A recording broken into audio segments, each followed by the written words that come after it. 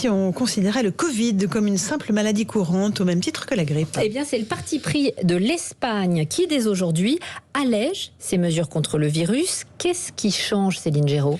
Eh bien, depuis ce matin, il n'y a plus de quarantaine obligatoire pour les personnes asymptomatiques et les cas contacts. Fini aussi les tests systématiques. Le dépistage se limite aux personnes vulnérables, âgées de plus de 60 ans, aux soignants et aux cas graves.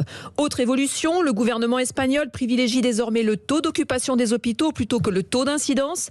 Un taux d'incidence qui est à un peu plus de 200 cas pour 100 000 habitants en Espagne, alors qu'il cumule encore à plus de 1200 en France. Cette stratégie de surveillance est-elle pertinente ? Eh bien, la réponse de Benjamin Davido, infectiologue à l'hôpital Raymond Poincaré de Garches.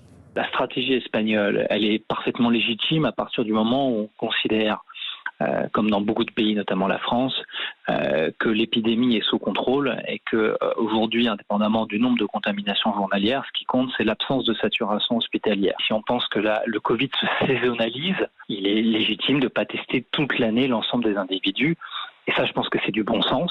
Du bon sens, forcément. L'Espagne, avec près de 86% de sa population complètement vaccinée, est l'un des seuls pays d'Europe de l'Ouest qui ne subit pas de rebond de l'épidémie actuellement.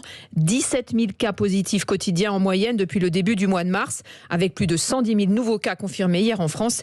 Il est donc encore un peu tôt pour changer de stratégie à suivre. Céline Géraud, chef du service Société d'Europe 1.